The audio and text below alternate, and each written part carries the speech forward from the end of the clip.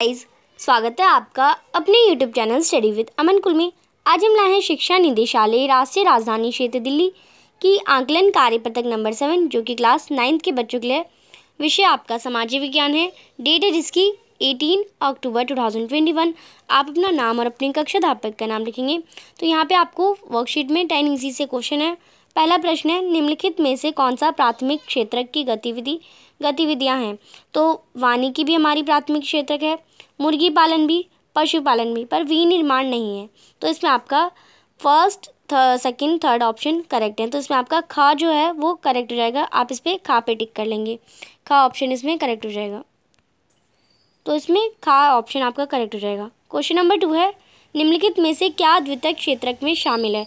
तो द्वितीयक क्षेत्रक में हमारा विनिर्माण अभी हमने ऊपर देखा, जो ये हमारा पहले क्षेत्रक में नहीं है, तो विनिर्माण हमारा द्वितीयक क्षेत्रक में शामिल है। तो इसमें आपका गा जो ऑप्शन है वो करेक्ट हो जाएगा। नेक्स्ट आपको दे रखा है क्वेश्चन नंबर 3, मानव पूंजी में निवेश किस माध्यम से किया जा सकता है। तो मानव पूंजी में निवेश शिक्षा, परीक्षण और चिकित्सा देखभाल तीनों से ही किया जा सकता है। इसमें आपका ग ऑप्शन जो है उपरोक्त सभी करेक्ट हो जाएगा। फिर है क्वेश्चन नंबर 4, सर्व शिक्षा अभियान का उद्देश्य किस आयु वर्ग के बच्चों में शिक्षा को बढ़ावा देना है। तो सर्व शिक्षा अभियान का उद्देश्य हमारा 6 से 14 साल के बच्चों के आयु वर्ग के बच्चों को शिक्षा का बढ़ावा देना है। तो इसमें आपका ग ऑप्शन करेक्ट हो जाएगा। प्रश्न नंबर 5 है, यदि किसी व्यक्ति को वर्ष के कुछ महीनों के दौरान रोजगार नहीं मिलता यानी काम नहीं मिलता, तो इसे किस प्रकार की बेरोजगारी कहा जाता है। तो इसे हम मौसमी बेरोजगारी कहते हैं, जब साल में कुछ महीने हमें नहीं काम मिलता, तो ये हमारी मौसमी बेरोजगारी हो जाएगी।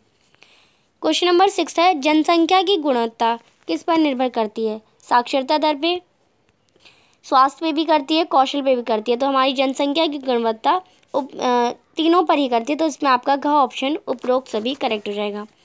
क्वेश्चन नंबर 7 है, निम्नलिखित में से क्या द्वितीयक क्षेत्रक में शामिल है।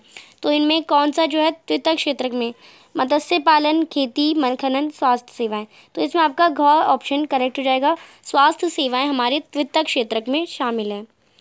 प्रश्न नंबर 8 है आपका, स्वयं उपभोग क्या है। तो स्वयं उपभोग हमारा एक गैर बाजार गतिविधि है। तो इसमें आपका ख ऑप्शन करेक्ट हो जाएगा।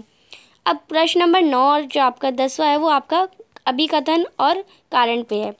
क्वेश्चन नंबर 9 में अभिकथन दे रखा है, जनसंख्या की गुणवत्ता में सुधार होता है और यह एक बड़ा दायित्व बन जाता है। तो ये आपको कथन एकदम सही दे रखा है। कारण दे रखा है, मानव पूंजी में निवेश शिक्षा, परीक्षण और चिकित्सा सुविधाओं के रूप में किया जाता है।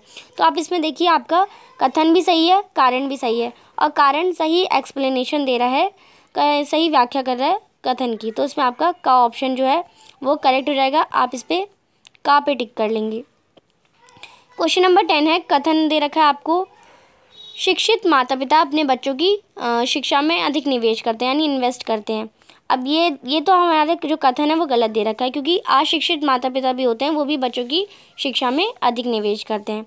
कारण हमें दे रखा है, शिक्षित बच्चे उपलब्ध प्राकृतिक संसाधनों का अधिक से अधिक उपयोग करके देश के आर्थिक विकास में योगदान दे सकते हैं। यानी अगर बच्चा पढ़ा लिखा है तो वो ज़्यादा योगदान कर सकता है। तो इसमें आप देखिए, आपका कथन तो गलत था, पर आपका जो कारण है वो एकदम सही है।